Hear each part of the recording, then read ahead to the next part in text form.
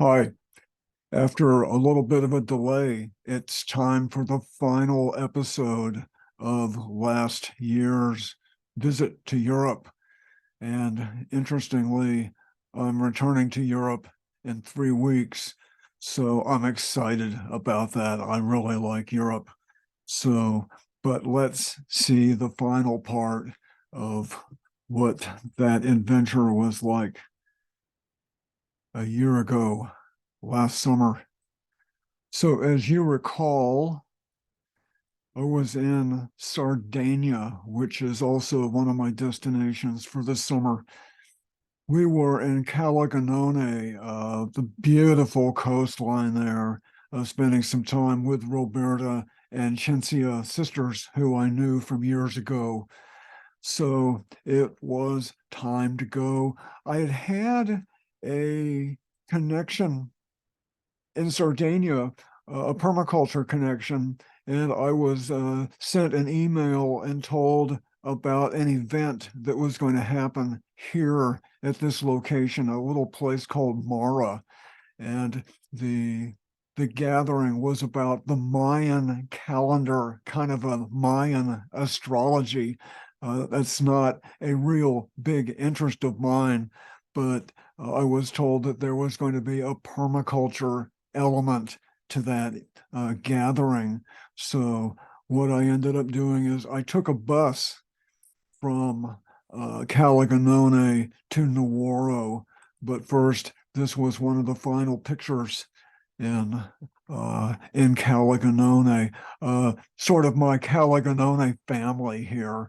So this is Roberta and Cinzia and mom and dad.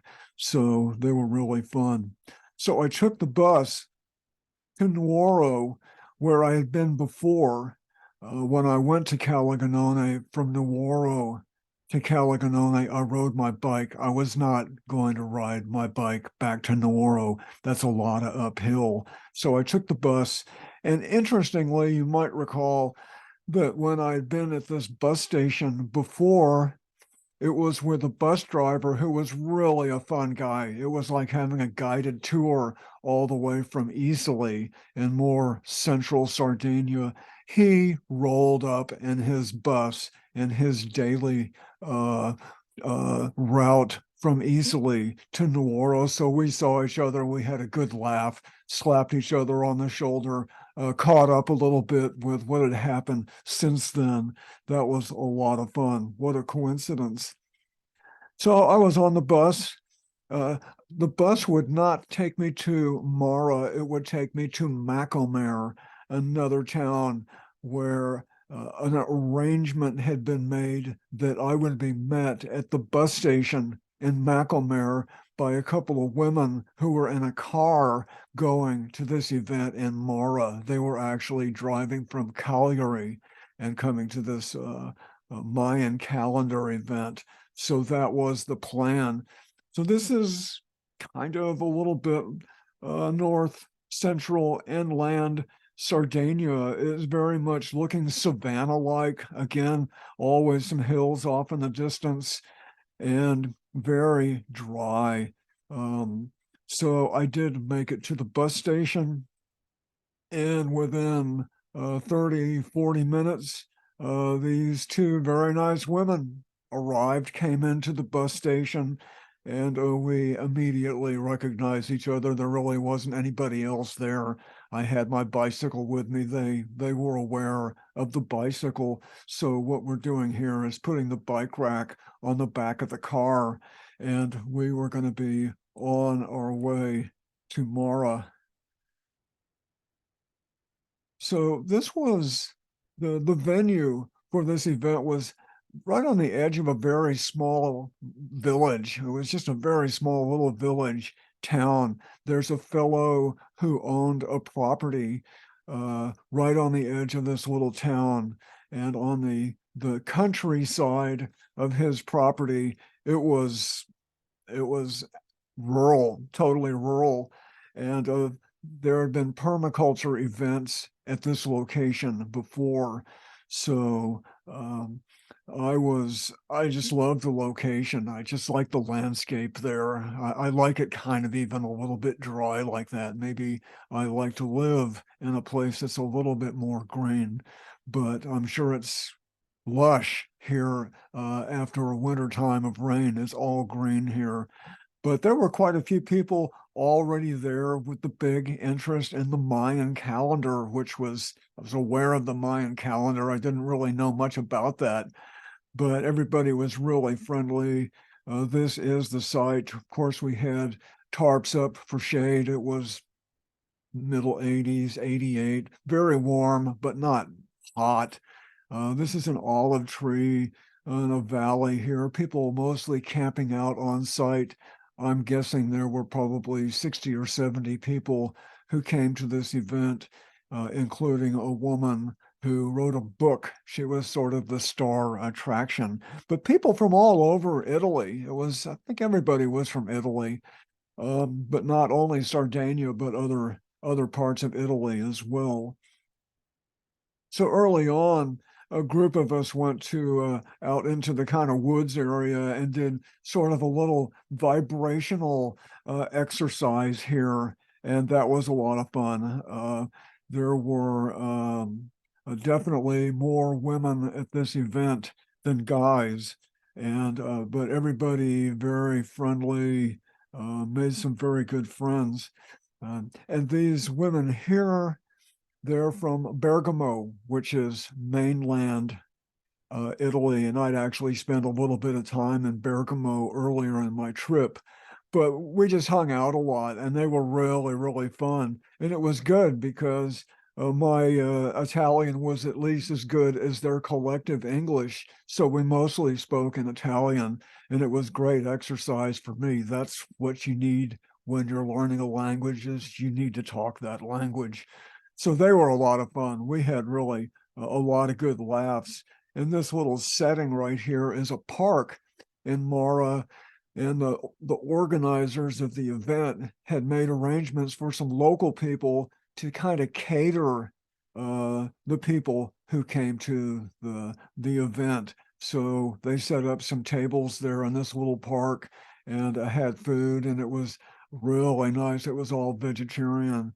And of course, again, these are all olive trees. There's just olive trees everywhere in Sardinia. So we had fun times uh, at the in the park. So yeah, let me do this. Well, this little slider here has got some ideas of its own. Let me, yeah.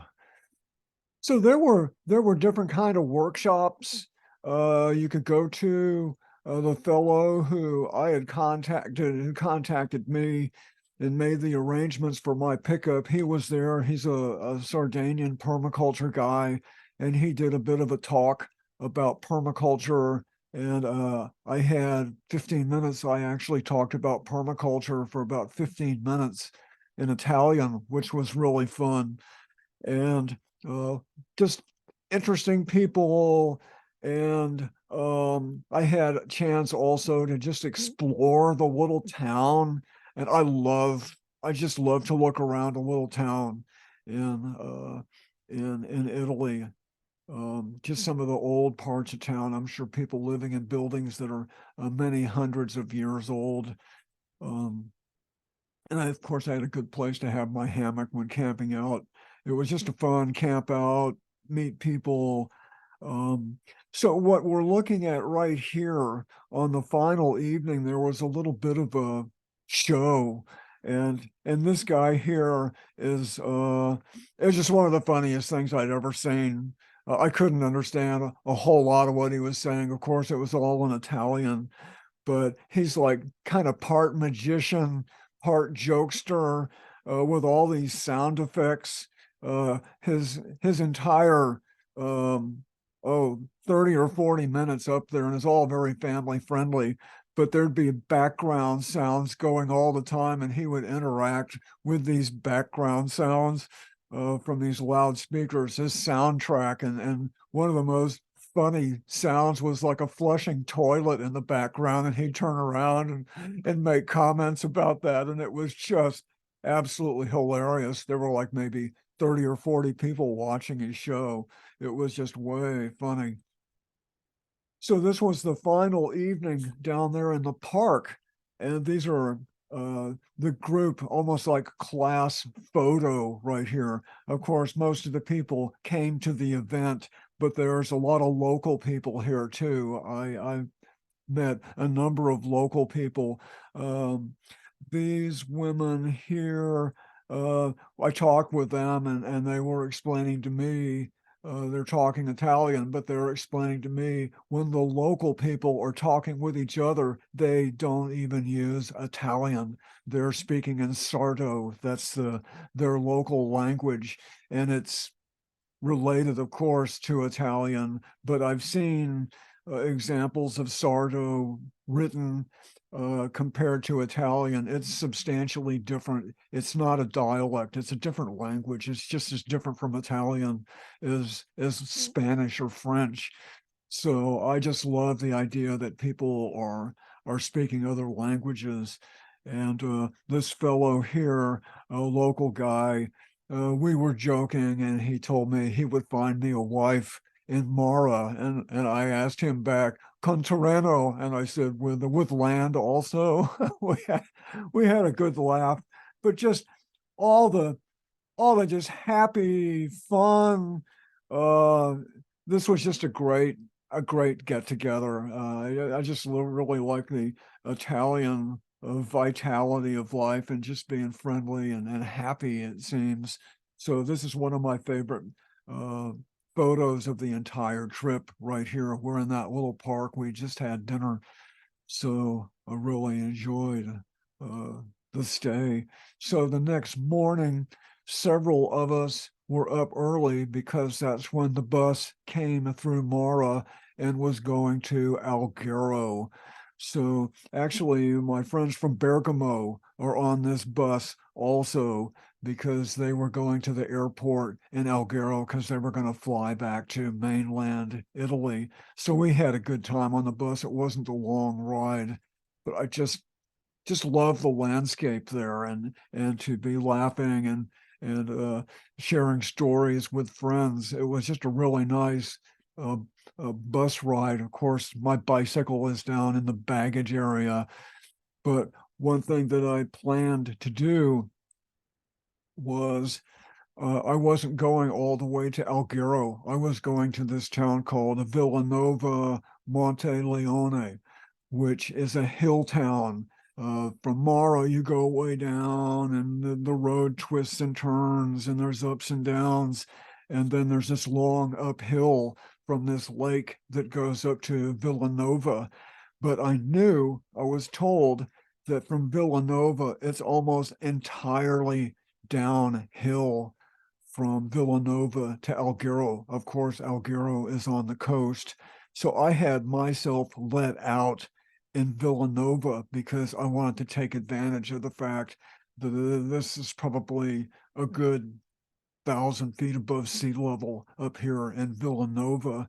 And that's a nice lot of coasting to do. It's not all coasting, of course. Alghero is probably, it's about a 22, 24-mile bike ride from Villanova to Alghero. So this is just walking through Villanova. I just love to walk through these places. I just love it. Here's my bike here. I stopped at this little cafe and got a croissant just so I could sit out and watch what's happening. This was fairly early in the morning. There was a panificio here, a bread place, and somebody's come by with a van to pick up a load of bread. This is just daily life. This town is not a tourist destination. This is just what people are doing in their lives. And I just love the architecture and the narrow streets, people living here. And this is where people are living right here. There's nothing I saw in this town, nothing remotely like American style suburbia is just not there. And I really like that. So I got to a point on the edge of Villanova where you can look off. And actually, let's do this. Yeah, okay, well, that's a little bit further. Let's go back here. Okay. There's a place on the edge of Villanova where you can barely see Alghero way off in the distance, but there's a lot of ups and downs between Villanova and Alghero. And this one stretch right here, these are all cork trees. The bark has been removed from these trees, and this was on both sides of the road for a couple of miles. Of course, I've seen cork trees before on my trip, but this was quite a striking drive or biking, coasting actually down this road here with all these cork trees. Um, and there'd be views. You'd be going through kind of wooded area and you come out and you'd see views. A little bit later, you could see the Mediterranean off in the distance. This is one building I went past. I guess probably it was a school. So I just stopped and looked around, looked through the windows. Uh, Pretty old. It doesn't look like it'd been used for a long time, but just a roadside attraction. So a little bit further, closer to Alghero, you're still way up in the hills. And of course, this is Alghero off in the distance here. And this area here, you can barely see. That's Capo Cacchia. And I biked out here a little bit later. We'll see some pictures of Capo Cacchia, but I biked from Alghero way back here all the way to Capo Cacchia. And this area more in the foreground, lots of people living there. I'm imagining these are a lot of summer homes, on an acre or a couple of acres. It's almost a little bit like suburban sprawl. I even did a little real estate check of some of this area here. There's places you can buy, stay for some time in the summer, or people live down here too. Gosh, I just wish I just have dreams of this kind of thing. But this is a great view right here. It's you can see a little bit of the road right here, and it is mostly downhill to Alghero. And here I have arrived in Alghero. So this is another approach. This is coming into Alghero from a different location from where I'd been before. And this is Alghero. This is the newer part of Alghero. I'm sure these apartment buildings, I don't know, 20, 30, maybe 40 years old, probably less than that. It looks a little bit more new. But this is the way a lot of Europe looks, is apartment buildings. There's really not any suburban area on the periphery. There's those places I mentioned out in the country, but those are just, they're not suburban developments. They're not subdivisions. Those are just people bought properties and built houses on them. This is the way a lot of people in Europe live, not a particularly wonderful looking street. It's pretty austere, nice buildings. I'm sure all these are totally modern on the inside, probably very comfortable. Absolutely. So I went back out to the campground where I had been before. I stayed there for several days, several nights. And this, again, of course, is the Lungo Mare in Alghero. You see these steeples. This is the old town of Alghero. I had been along here before. This is what I just like so much about Alghero, is this is pretty well protected from cars, and people just come out and walk all along here and then way back around. This is only part of the Lungo Mare, and this over here, this part is car free. This is kind of downtown Centro right here, that part of Alghero. And this, of course, that Lungo Mare, you can see the med, and you can see people walking. There's a bikeway right here, and this really nice bit of screening. And then there's the traffic, the cars over here, but it's going slow. There's no honking. It's pretty well behaved automobiles along here. So this is just really one of my favorite places, maybe my favorite lungo mare I know of in Europe. It's just gorgeous. So one of the things I wanted to do was to bike out to Capo Cacchia, and along the way, this is a place called Primavera, which interestingly means spring in Italian. But this is a settlement, a neurologic, not neurotic. This is a neurologic remains of a village. These structures, probably something about 3,000 years old, this neurologic culture all over Sardinia. I think I've mentioned it before. This is the remains. These would have been more up, like this. And these would have been probably habitations right here. This civilization didn't leave any written records, so it's just kind of guessing what exactly their lives were like. But the archaeologists can figure out a lot about lifestyle, and of course they left artwork. They worked in bronze. This was kind of like the Bronze Age. They interacted with the Phoenicians. They interacted with the Romans. I mean, this is just a fascinating history. But this was just along the road on my way out to Capo Cacchia. Certainly one of the larger archaeological sites. Some of the neurologic sites are just a pile of stones, and some of them are even fancier and more expansive than this. But just beautiful, just to know that this civilization was happening there 3,000 years ago. So this is a little bit further along on my bike ride, and this is actually Capo Cacchia. We saw some earlier photos, and they were looking at a 90-degree angle, looking face on to this right here. So I'm kind of arriving from a little bit of a different direction. You can see here, that's the road that goes up here. And this is just bliss to be biking along here up above the Mediterranean. It's a nice warm day. Traffic's not bad. So this is just what I really enjoy.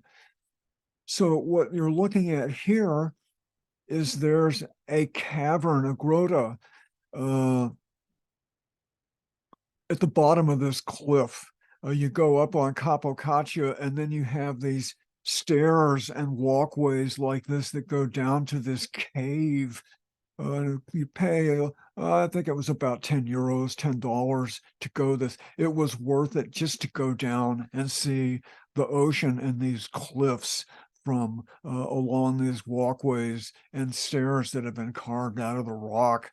And of course, the cave was awesome too.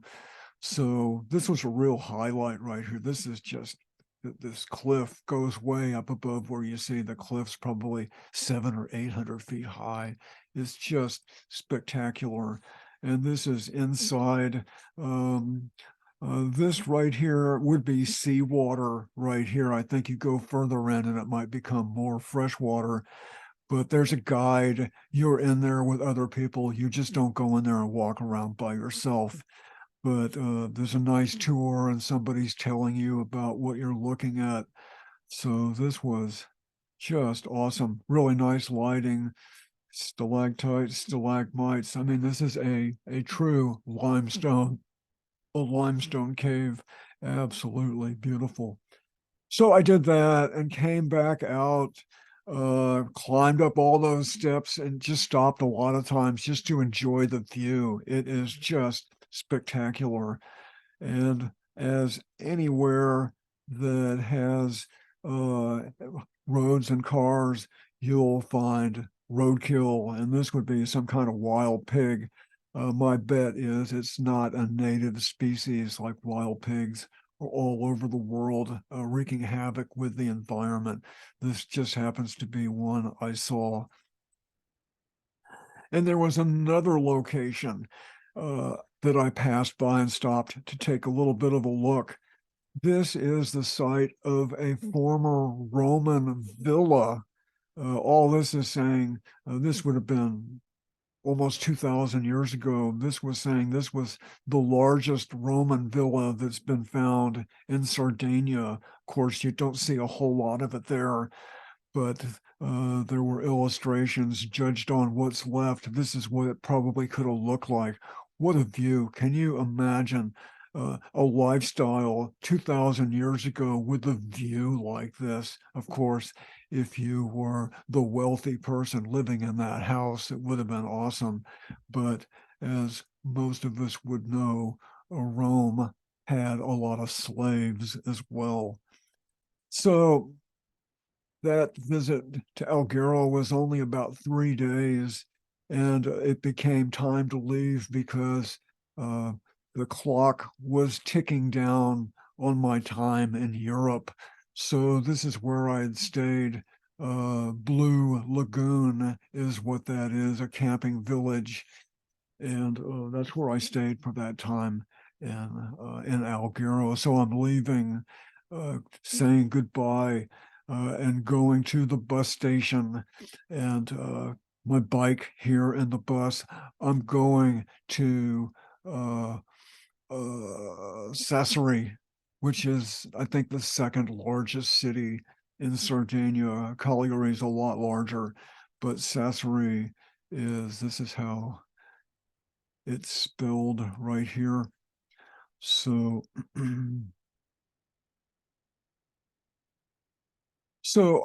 I had a Servas connection in Sassari. I stayed with a woman named Franca in her apartment there for a couple, 2 or 3 nights. And of course, she was a local person. She's a school teacher. She's really nice, speaks good English, very nice host. We had a lot of conversation, and we'd go out walking in the evening because this is her town. She lived in a different area from this. Her location was a little more modern. This uh, probably these buildings hundreds of years old right there. This would be the old town in Sassari right here. Just the the kind of the mood and the vibrations, especially at night, are just um, a little kind of, some of these a little bit on the rundown side as well. Some of them certainly nicely remodeled and totally modern, I'm sure, on the inside. Some of these places are a little bit run down, absolutely. And this is during the day. Some shops in some places. Sassari would not be an important tourist destination. It's the largest town in northern Sardinia. I'm guessing the metro area is 150,000, something like that. So there's some nice museums which were closed when I was there, but there's piazzas, public places. But Franca and I, we walked around a good deal. She showed me different places. This is a big cathedral. You can't really see the detail of all the stone carving on this, but it's really quite remarkable. This is a, a very significant structure. This is the side of that. A lot of hard scape in Sassari. Of course, you have some trees here too, but this, I don't know much the history of this, but this church, I'm guessing 300-400 years old, something like that. And this is the view from Franca's place. He had a terrace. Most Italian apartments have a little outdoor terrace, and this is looking out away from the street to a little common view of all these other apartments here. And this is another street in Sassari. Once again, as I've noted before, of these areas here would have been parking spaces. So even in Sassari, there's a little bit of taking car space and turning it over to people. Aside from Centro downtown, there's a large part of the downtown of uh, well, actually, that's Alghero. This is Sassari. Alghero, a lot of car-free area, and actually, there are uh, more piazzas in Sassari that are car free. So let's move this. So yeah, speaking of, this is uh, Piazza Castello, the piazza of the castle. Actually, it used to be down here. Franca told me that there used to be some really old structures that they took out. I'm kind of surprised they would have done that, but they're gone now. Of course, this is a pretty modern building, but this is one of several big piazzas downtown. There's a really nice ice cream store. We had some ice cream over here. So this was just a place. It's downtown, people walking around, people sitting on benches, pretty pretty relaxed it seemed. And this is in the old town once again, just the different textures of the wall here. Of course, the shutters, this is just like very typical Italian, these types of shutters. But you can see this stonework, different types of ornamental design, some balustrade up here.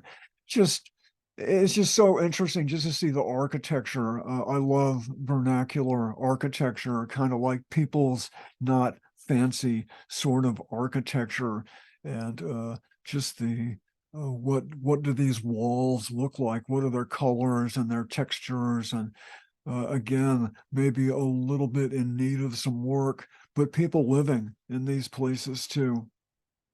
So one day when I was in Sassari, I got on my bike and I rode out of town. I wasn't sure exactly where I was going. I had a map and within about 8 blocks of Franco's place, I'd already taken the wrong turn. I said, this isn't where I was supposed to be. But I just kept going. It was early in the day. I just go where I ever ended up. And so got up over the higher point of Sassari, and you start getting a little bit of a view on the other side of that rise. And I said, well, look, what's off in the distance. This right here is a town up on this hilltop right there. And I said, I'm going to that town. It's not very far. That's probably only 4 or 5 miles right there. Maybe it's a bit longer than that.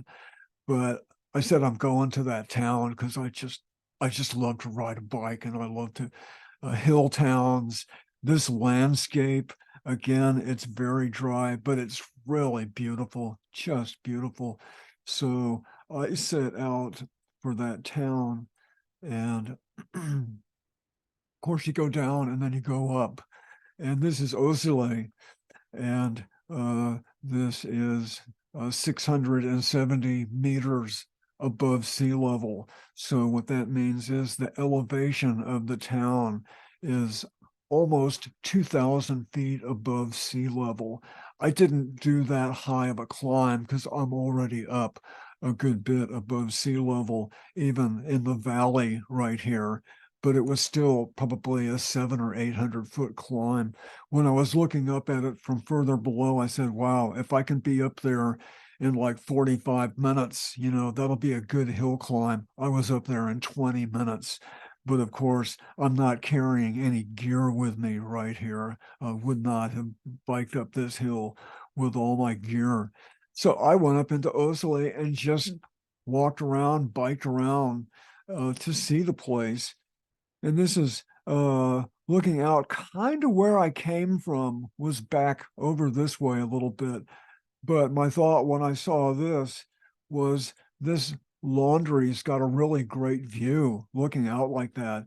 And there's a little bench right here, and somebody's taking care of these plants. I don't know if this is public property or private property, but I'm sure anybody could just go sit there if they wanted to. Just little scenes like this are just so enjoyable to see. It's just the character of a place.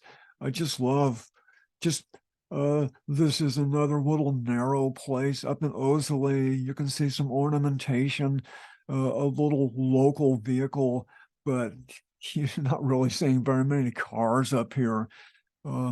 It's just you go up and go around. What's around the bend up here? What are you going to see up there? I just just love that kind of exploring. So I did find a place with a view. This would be looking off towards the north. Actually, this is, of course, the Mediterranean. This is the north. And just look at this landscape. There was a road way down below. I came up here from way off on the left, like 90 degrees off to the left. But you can see some roads and some hedgerows and some smaller. Yeah, I think this is a more important highway right here. That's what that is. But you can make out barely a little bit of a peninsula way off here in the distance. Um, when I left Sardinia, I took a ferry and went out on near this peninsula right here because the place you leave is back over this way and you go way around there and then you head off to the west towards Barcelona because that's what my destination was on the ferry when I left. But we'll see some of those pictures. But this again is Osilo. This is, I don't know the story on this. I'm sure this is part Christian and part, animistic, local type of spirituality. I'm sure it's a combination of that. But these people, these models, sort of wearing traditional Sardinian gear. I'm sure there's all kinds of symbolism here that I don't know anything about. That the local people, this is telling some kind of a story. These may be particular characters. Maybe they're the family that lives here. I don't know. It'd be wonderful to have the time just to knock on the door and ask them, what's the message? What's the story here? Of course, this has got to be Jesus here, but some kind of a terror. So just seeing these kinds of vernacular, local uh, expressions is just, I just like this so much. I just love it. I just feel kind of at home in a place like that, even though I don't really know what's going on there. It just resonates. That's all I can say. So this is Franca, and this is in her kitchen. And we had some good discussions here, and a very nice person. I had to leave that morning early. I had to go to the bus station, get an early bus to this place called Porto Tores, which was not far, only about 10 or 12 miles away. And then in Porto Torres, I had to find where the ferry was because that's how I would go to Barcelona because my plane flight back to the US was from Barcelona back to Eugene. So I was up early. This is the same piazza, Piazza Castello that I mentioned here. I think I've sat on that bench right there, but this is maybe 5 o'clock in the morning. So it's pretty quiet. So I walked through the old town, pushing my bike through the old town at 5 o'clock in the morning, and it was still dark. And I went to the bus station, and after a while, the bus showed up and took us to Porto Torres. I was out with my bike. I asked somebody, where's the ferry? And somebody said, it's got to go over that way. So I rode my bike. It was about a mile from there. And the other people waiting. It was still too early. The ticket office hadn't opened yet, but I mean, hundreds of people. These are big ships. This is big ships like trucks can go on. This ship is like maybe 800 feet long, and it arrived from somewhere else, and it had to unload all those people and all those vehicles, and then we could load up. We were a little bit late. I have some other pictures of being on the ferry, and actually, I spent a good deal of time right up in here on this ferry, and you can see these trucks right here. How did they get up there? I don't know. but it's a huge ship. And there I am, as I just pointed out, this is looking out over the Mediterranean on the way to Barcelona. This would be looking to the east, back towards Sardinia. The distance from Porto Torres to Barcelona, something maybe about 300 miles. It's about a 12-hour boat ride. So you're out there for a long time. I had some food with me and met people, did some talking, and just did a lot of just watching the ocean go by. You saw some fish jumping out. There were some birds out there. So, and then closer to Barcelona, the sun was going down. You could see the Spanish coast if it wasn't so kind of hazy like this, but we are probably within a couple hours of Barcelona at this point, and a little bit closer. The sun's going down. Is this beautiful or what? Everybody was out on the side of the ship watching the sunset. Absolutely just beautiful. And you can see the Med is glassy. There are times, I'm sure, when they're having a storm and this could be really rough, but that would be probably more in the wintertime. So Barcelona's back here. You can kind of make out a little bit of what looks like the shoreline, but what a sunset. So this was just really exciting. I arrived in Barcelona maybe about 10:30 or 11 at night uh, from where the ferry arrives. I knew about where that was. I hadn't been to that exact location, but I've been close to there. That's not too far from the Gothic Quarter. So um, I got my orientation, talked with a couple of people. I was essentially able to navigate my way from where the ferry arrived to my friend Tony's place without a map, because even though Barcelona's a pretty big city, when you can navigate uh, by way of the main streets and some of those areas I'd been before, I showed pictures before of Saint Joan, that one really beautiful street with the promenade that goes from Gracia down to the Mediterranean. That's part of my return. So I was kind of a little bit acquainted, a good deal acquainted with where I needed to go, but still at that hour, a lot of people out there. It was a warm evening. I'm on my bike. It was just one of my favorite bike rides was going back to Tony's place. So I arrived there. It was late. He answered the door, said, "Okay, you know where to go. I'm going back to bed." So I was here Tony's place for several days. And it was just, it felt kind of like coming home. They've got such a wonderful place. And I'd just been out on the move for like weeks. And I just felt like this was a place I could really relax. And even a couple of days, I hardly went anywhere. It was just so nice just to be in one place. But of course, that doesn't last very long. Barcelona, I've got to go out and revisit some of these places I've been before. Um, this is an Arc de Triomphe, the Barcelona version of that. Of course, this bikeway, I've been here before. I think we saw some pictures of this before.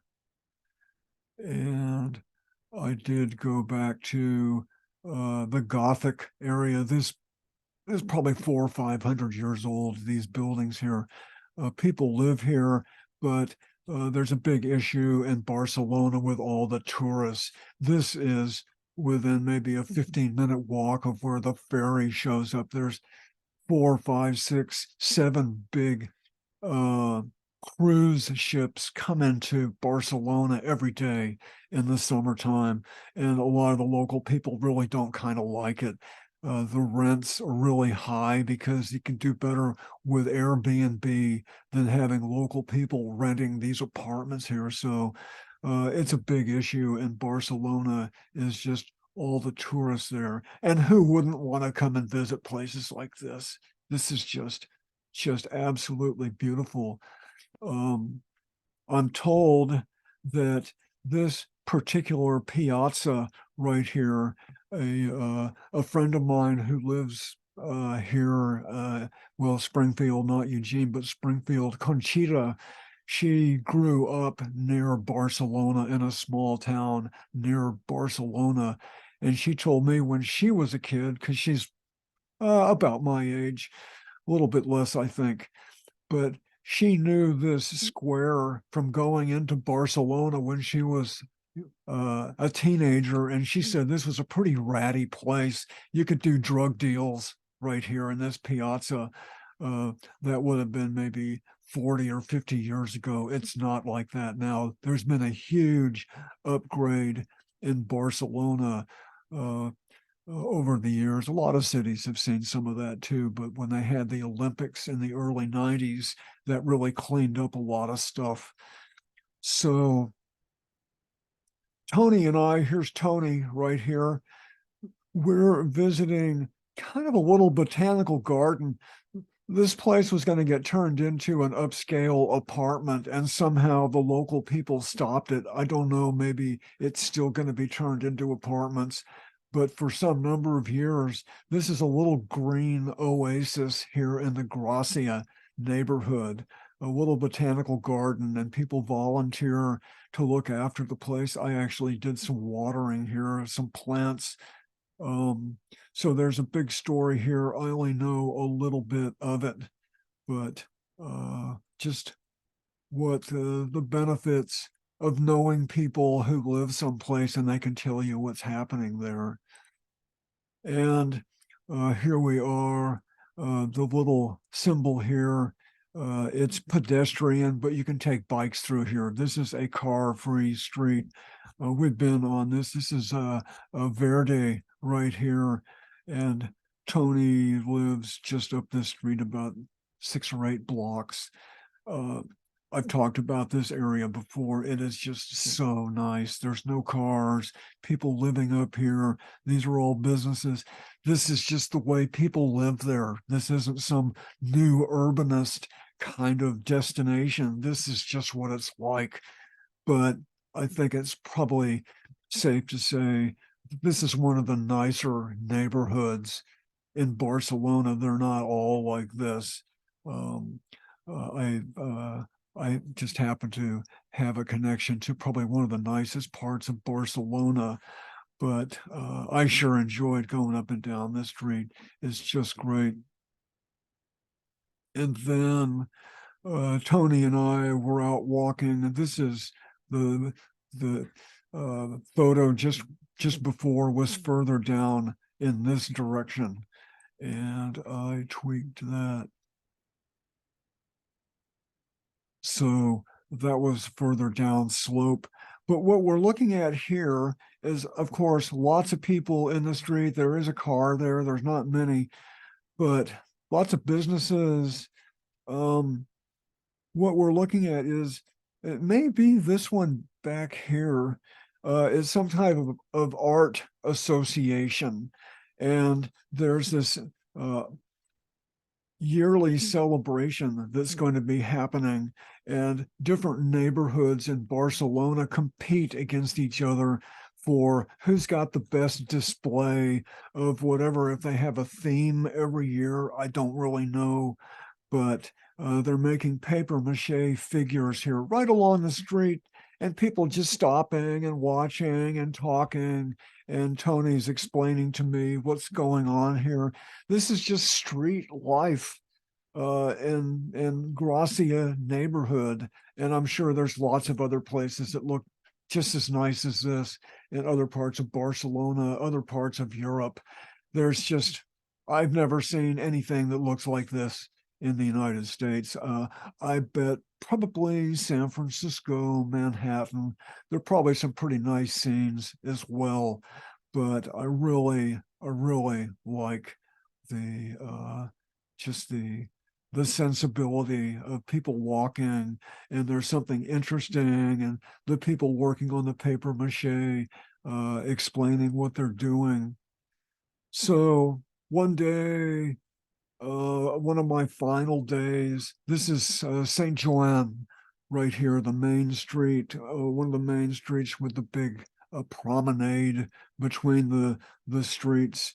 And these having some kind of a tournament here. I forgot the name of this game right here. It's kind of bowling, it's kind of horseshoes, it's kind of croquet. It's sort of different, different sort of games that we know, sort of a an interesting fusion of different, but they're having some kind of a competition right here because there was another area that another 4 or 5 games going on. So they're seeing who's best. I watched, I sat there and watched that for a while. But I also wanted to go back to Poblano neighborhood where I had been before.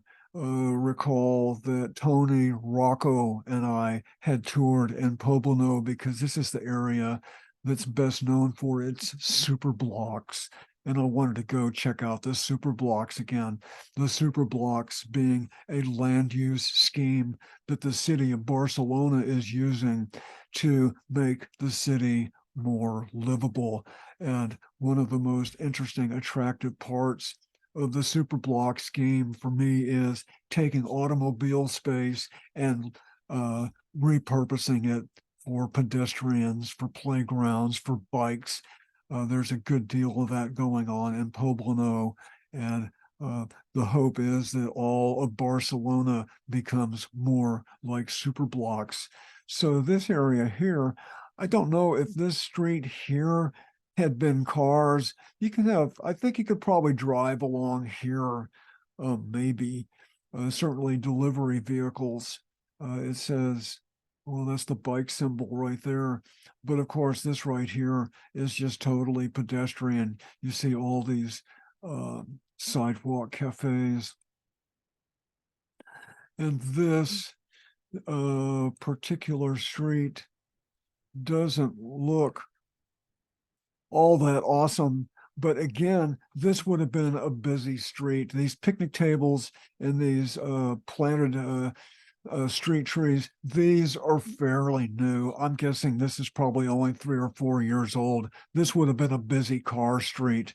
It's being redeveloped more as a pedestrian street. So you would have had noisy cars here 5 years ago, right here in this spot. This is part of the super block process. And again, this would have been a noisy, busy street. Their tools are paint. They use a lot of paint. They use a lot of potted trees, a lot of benches and picnic tables. So this would have been a busy car intersection right here as well. So this one looking a little bit more finished. This is actually a children's playground where there would have been cars probably 5 or 6 years ago right here. You can ride bikes through here. A newer part of town, you can see the new construction here. So this is Poblano neighborhood, and this is part of the urban restoration by way of super blocks. And this is what some of these other locations could have looked like before they get their transformation. Just look at this massive, giant paved area right here. It's it's a pretty bleak. Okay, we are wanting to. Okay, so yeah, and this would have been a car street right here too. Absolutely, this would have been all cars. We have some nice traffic calming by way of all these dumpsters over here, but this is probably not the most scenic example of the transfer from cars to pedestrian, but this is a work in progress. This isn't the ultimate goal right here. This is kind of new, so it's got to start out and it becomes better over time. In this picture here, the same way, you can see the street trees here, and this probably going to end up in maybe 10 or 15 years, with lots of larger trees, looking a lot more hospitable than this particular view right here. So I went down one of these streets, and it was going to the Med. Poblano is right on the Mediterranean. And I took a swim and looked around, and I sat on this bench here for a while. And because off to my left of where I'm standing here is the Mediterranean. There's a big promenade, people walking by, people on bikes, people on electric scooters, and I was sitting on this bench, and this woman here kind of came up and said in English, okay, if I sit here. And I said, of course, fine. So she sat down, and for 15 or 20 minutes, we didn't really say very much. And then a couple was walking past, um, sort of arguing at each other, probably in Spanish, in Catalan, but obviously they had something to work out. And I turned to this woman and I said, wow, looks like some drama. And she looked over at me and kind of giggled. And her English wasn't great, but it was good enough, certainly better than my Spanish. And we ended up talking for a couple of hours. It was great. It turns out that she lives way back here somewhere, and she's from Colombia, South America, and she came to Barcelona sort of. She's interested in a media career of being an actress, and she's had some bits and pieces, but it's the Hollywood dream. She has that Hollywood dream, and she was very charming, very enjoyable to talk with, and she told me about her life back in Colombia and what she was doing now. But this is a bench that she goes to frequently. This is a place that she likes to sit. She said, this is my bench right here. I come here a lot just to enjoy the view. So uh, we compared notes, talked about our lives a little bit. And after a couple hours, she said, I've got to go. I've got to go to work. She worked in a bar. And so we had a nice hug, and somebody took our picture. Just a wonderful encounter with a local person to hear a little bit about their dreams and a little bit about their life, and sitting in such an enjoyable location like that. Just really, I just enjoyed that a ton. So I think this is my final day in Barcelona, and this is back to one of these placas. I think I pronounced that wrong before. I've been corrected. Conchita corrected me. Um, it's Placa rather than a plaza. So in Catalan, I think it's more of a placa with a k rather than a z. But uh, this was just one of my favorite places, maybe a 10-minute walk from Tony's place. There's the sidewalk cafes, there's the water here, another cafe here, people living up here. Look at all the trees. There's scooters, there's kids, there's people kicking soccer balls. It's it's the neighborhood living room is what this is. And it's just such a humane urban experience like this. I just loved it. I spent a lot of time in this place, just sitting and just enjoying being in a very different kind of an urban space. It's no mystery why so many Americans don't like urban places, because most American urban places are really kind of discouraging. This is a very different kind of lifestyle right here. So Tony set me up with this woman here. She is one of the volunteers. We're back at this kind of botanical garden right here. Tony and his family were leaving town, so I was set up to stay the night here at her place. And these are some of her friends who help out with this botanical garden where the apartment building was never built, or at least not yet. So, well, we did the best we could. Nobody's. I'm the only one really speaking English, and not very much good at Spanish either. But we managed to have some good laughs here. Uh, so we went to her place, and this is up on the terrace where she lives. Her apartment is up near the probably fifth or sixth floor in this apartment building. And of course, you can see the Mediterranean way out here. You can see Familia de Sagrada, that uh, wonderful, very popular location in Barcelona. And this is one of her friends. She speaks good English, so that was great. We did a little translation. They're both kind of family therapists to help families get along better with each other. So that's how they know each other. They're both into family therapy. So what a view. We had this awesome meal. This was my last uh, evening, my last day in Barcelona and in Europe.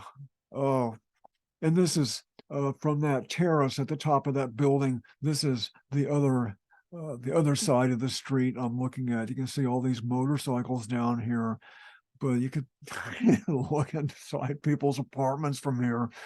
But that's the way people live, much more so in Europe. So the next morning, again, I was up early. I had to take the metro to Piazza Catalonia. I think that's what the piazza was. And from that piazza, uh, I would take a bus that would take me out to the airport. That's what I did. And this is looking kind of more familiar right here. A 6-lane freeway in Barcelona. This is in the bus that's going out to the airport. I left my bicycle in Barcelona. I had an arrangement made. My bicycle was donated to a fellow who was a political refugee from Iran. The guy couldn't go to Iran. They put him in jail if he ever went back to Iran. And he was glad to have the bicycle. I never met him, but I was told he really appreciated having the bike. So this is on the way to the airport, just a little bit out of town. And of course, nice airport, could be anywhere, but just waiting for boarding to get on a plane back to the US. I think that's my last picture, but I'll be going back to the airport and going back to Europe. So I'm really excited about that. Another adventure.